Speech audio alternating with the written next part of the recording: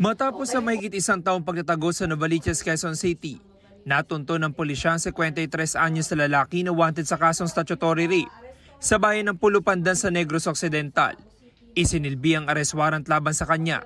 Nakatanggap po tayo ng impormasyon sa ating counterparts mula sa Pulupandan Municipal Police Station na dito nga daw po nagtatago sa atin yung akusado sa area natin sa Novaliches, sa kanyang mga kamag-anak. Kaya ito po ay nahuli natin. Sa investigasyon ng pulisya na pag-alaman na May 2023 nangyari ang krimen, ang babaeng biktima, 13 anyos lang noon. Yung biktima po at akusado ay magkakilala at magkalugar. Ito pong biktima natin ay minolestya, sexual abuse po ng ating akusado. Tapos ito pong ating biktima ay nagsumbong sa kanyang magulang.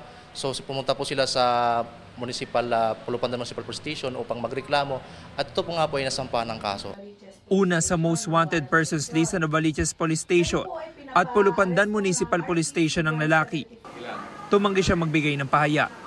Base sa record ng pulisya, hindi ito ang unang beses na makukulong siya. Meron po siyang kasong illegal gambling, 1602, pero okay na po yun, na-serve niya na yun. And mayroon warrant po na child exploitation and abuse in relation to 7610.